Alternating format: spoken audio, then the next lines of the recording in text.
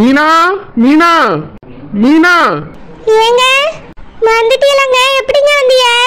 மீனு அவர் என்னை ஆட்களை வச்சு கடத்திட்டு போனார்ல, அவர்கிட்ட இனி நாங்க இருக்க மாட்டேன்னு சொல்லிட்டு தப்பிச்சு வந்துட்டேன். மாமா, நாங்க இப்பதான் போலீஸ் ஸ்டேஷன்ல போய் கம்ப்ளைண்ட் கொடுத்துடலான்னு கிளம்பணும். நல்ல வேளை அதுக்குள்ள நீங்களே வந்துட்டீங்க. மாப்பிள்ள, இன்னொரு தடவை இந்த மாதிரிலாம் நடக்க கூடாது. அதனால நீங்களே என் கூட வாங்க, போலீஸ் ஸ்டேஷன்ல போய் கம்ப்ளைண்ட் கொடுப்போம். போலீஸ் ஸ்டேஷன்லயா? ஆமா மாப்பிள்ள, சும்மா சும்மா நாங்க இல்லாத நேரத்துல வந்து உங்களை தூக்கிட்டு போயிட்டாங்கன்னா என்ன செய்ய? என் தங்கச்சி நீங்களும் ஒத்தையில இருக்கும்போது வந்தாங்கன்னா என் தங்கச்சி என்ன செய்வா? அவளை ஏதாவது பண்ணிட்டாவுன்னா நான் என்ன செய்வேன் மாப்பிள்ள? வாங்க இப்பயே போய் போலீஸ் ஸ்டேஷன்ல கம்ப்ளைண்ட் கொடுப்போம். உங்க மூத்த பொண்டாட்டியோட அண்ணன் எங்களை நிம்மதியா வாழ விட மாட்டேங்காருன்னு சொல்லி கம்ப்ளைண்ட் கொடுங்க. அவரை தூக்கி முதல்ல உள்ள வைக்கட்டும். அதுக்கு பிறகு வேற யாரில் உங்களுக்கு இடைஞ்சல் பண்ணியாவளோ அவைய பேரையும் சேர்த்து எழுதி கொடுப்போம். மச்சான், அப்படிலாம் எப்படி போய் கம்ப்ளைண்ட் கொடுக்க முடியும்? ஏன் மாப்பிள்ள, கொடுத்தா என்ன? மச்சான், நான் சட்டப்படி ராசாத்தி கூட தான் வாழணும். இப்படி அவ பேர்ல போய் கம்ப்ளைண்ட் கொடுத்தா போலீஸ் ஸ்டேஷன்ல என்னையதான் கேள்வியா கேட்பாங்க. அப்புறம் ராசாத்தி இவருக்கு 2வது பொண்டாட்டி இருக்குன்னு சொன்னானா என்னையதான் பிடிச்சி உள்ள வைப்பாங்க. ஏற்கனவே அப்படிதான் ஒரு தடவை உள்ள கொண்டு போய் வச்சா உங்களுக்கு ஞாபகம் இல்லையா? இப்ப தேவையில்லாம நம்மளே கம்ப்ளைண்ட் கொடுத்துட்டு நம்மளே அதுல மாட்டிக்க கூடாது மச்சான். அப்ப என்னதான் பண்ண சொல்றீங்க மாப்பிள்ள? இப்படியே வந்து அவைய தூக்கிட்டு போவாவ நாங்க பார்த்துட்டு சும்மா இருக்கணுமா?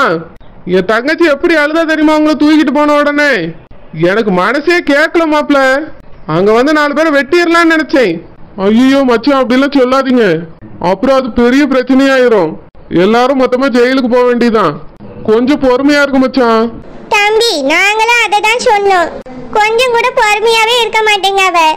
அதுவும் தங்கச்சி விஷயம்னு வந்துட்டு அவ்வளவுதான், இவள கையிலேயே பிடிக்க முடியல. வெட்டிரியே குட்டிரியேன்னு நிக்காவ. ஏற்கனவே இப்படி ஒரு தடவை பண்ண போய் ஜெயிலுக்கு போனது இவளுக்கு மறந்து போச்சு. மச்சான், அக்கா எப்படி வருத்தப்படியாவோ பாருங்க. கொஞ்சம் பொறுமையா இருங்க மச்சான். மாப்பிள்ள, என் தங்கச்சிக்கு ஒண்ணுன்னா என்னால பார்த்துட்டு சும்மா இருக்க முடியாது மாப்பிள்ள. ஏதாவது செஞ்சே ஆகணும்னு எனக்கு ஆத்திரமா வருது. இப்பயும் உங்களை தூக்கிட்டு போனது நினைச்சா எனக்கு ரத்தம்லாம் கொதிக்குது. இதுக்கு மேல இந்த மாதிரி நடக்கவே விடக்கூடாது மாப்பிள்ள. ஒண்ணு அதுக்கு கம்ப்ளைண்ட் கொடுக்கணும், இல்லையா அருவாலை வச்சுதான் அவியிட்ட பேசணும்.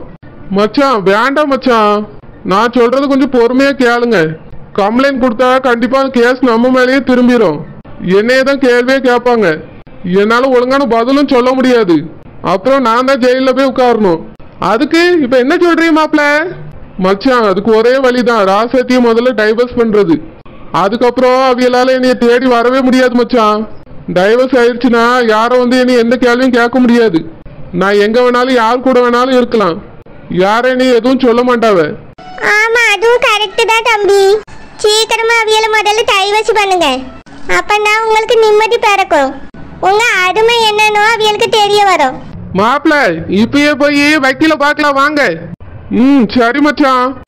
ஏங்க என்ன மீனுக்குட்டி? அக்கா பாவம்லங்க, அவிய தானே உங்க மொத பொண்டாட்டி. என்ன இருந்தாலும் அவிய காலத்துல தானே நீங்க முதல்ல தாலி கட்டி இருக்கீங்க. பாவங்க அவிய. பிள்ளை வாழ்க்கைக்காக தான் என் கழுத்துல தாலி கட்டவே எனக்கு அனுமதிச்சாவ. இப்போ டைவர்ஸ் அது இதுன்னு அவிய வருத்தப்பட மாட்டாவளா? ராசாத்தி அக்காவுக்கு உங்களை பிடிக்குங்க, அதனாலதான் இப்படி எல்லாம் நடந்துக்கிடியாவ. டைவர்ஸ்லாம் பண்ண வேண்டாம், நீங்க ராசாத்தி அக்கா கிட்ட போய் பேசுங்க. அவியலும் நல்லவிய தாங்க, சீக்கிரமா அவியலும் மாறிடுவாவ.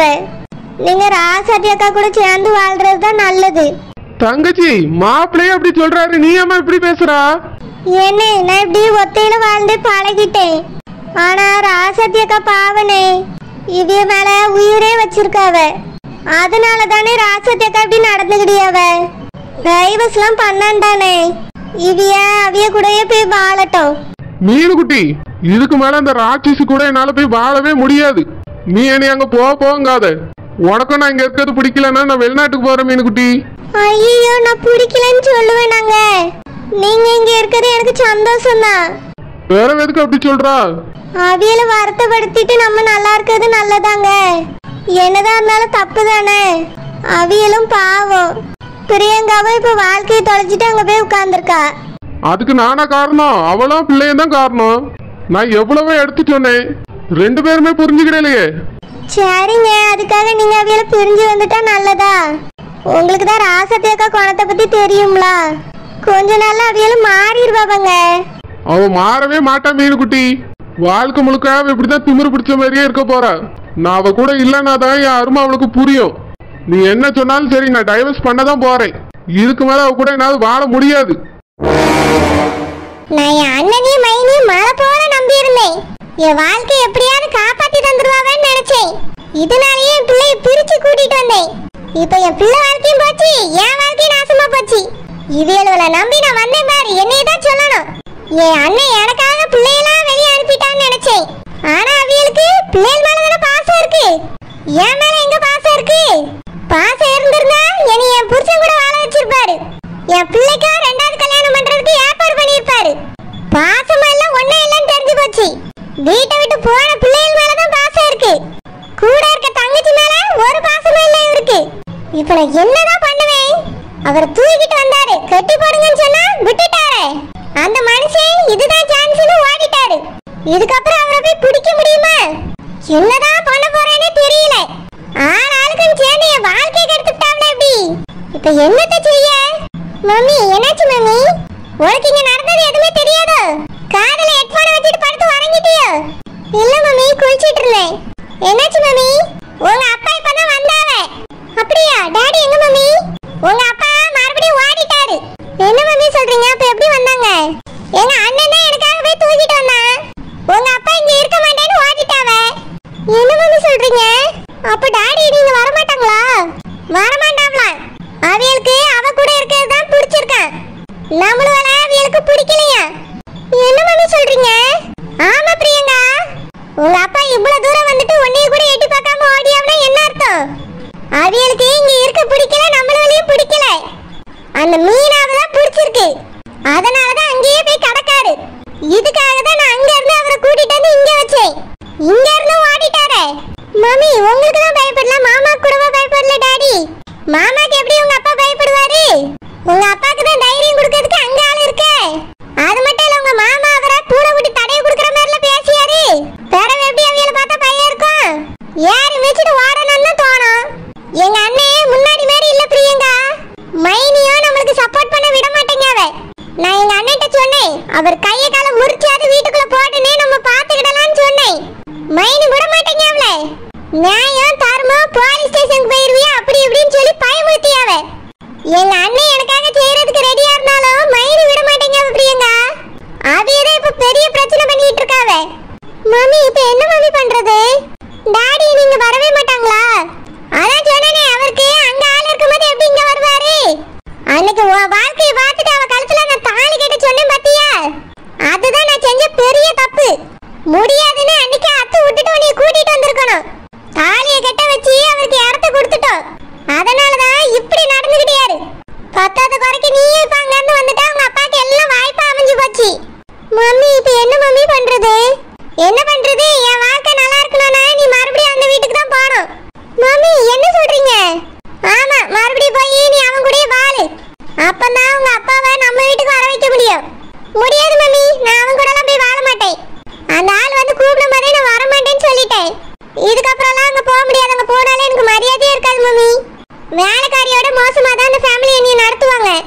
நான் போக மாட்டேன் மம்மி. வேற ஏதாவது ஐடியா இருந்தா யோசிங்க. பிரியங்கா வேற எந்த ஐடியாவும் இல்ல. உங்க அப்பாவை நம்ம கிட்ட வர வைக்கணும்னா இதுதான் ஒரே ஐடியா. நான் சொல்றதை கேளு, நீ அங்க போய் வாழு. எப்படியாவது இதை வச்சு மிரட்டி உங்க அப்பாவை இங்க வர வச்சிடலாம். மம்மி என் வாழ்க்கை இப்படி இருக்கும்போதே டாடி இங்க வர மாட்டேங்கிறாங்க. நான் அங்க போய் வாழ்ந்தா மட்டும் டாடி வந்துருவாங்களா? என்ன மம்மி இப்படி பேசுறீங்க? அதெல்லாம் நான் பாத்துக்கிறேன் பிரியங்கா. நீ கிளம்பி உன் புருஷன் வீட்டுக்கு போ. என்ன நடந்தாலும் நீ அங்கேயே இரு. முடியாது மம்மி, என்னை அங்க வேலைக்காரி மாதிரி தான் நடத்துவாங்க. நான் போக மாட்டேன். சரி, வேலை சொன்னவனா செய்யாத. வீட்டுல இருக்கிறதுக்கு தானே கூப்பிட்டீங்க, அதனால வந்தேன்னு சொல்லிட்டு போய் இரு.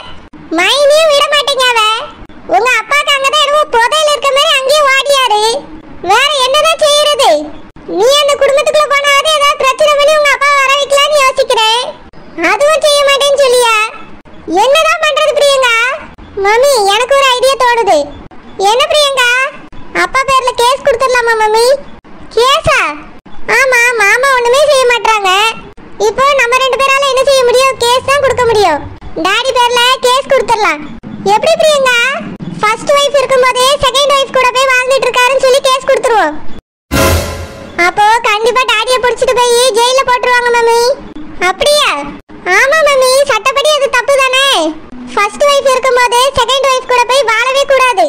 சட்டப்படி டைவர்ஸ் ஆகாம அங்க போய் டாடி இருக்கிறது பெரிய தப்பு மம்மி. அதுவும் அவங்க கழுத்துல தாலி கட்டினது பெரிய தப்பு மம்மி. அதனால கண்டிப்பா டாடியை பிடிச்சி உள்ள வச்சிருவாங்க. அப்ப அதுதான் ரொம்ப நல்லது. அவர் ஏன் கூட இல்லாட்டியும் பரவாயில்ல, அவ கூட இருக்கவே கூடாது. போலீஸ் ஸ்டேஷன்ல போய் காலி திங்கட்டும். வா பிரியங்கா, இப்பயே அவர் பேர்ல கம்ப்ளைண்ட் எழுதி கொடுத்துட்டு வருவோம். Okay mummy.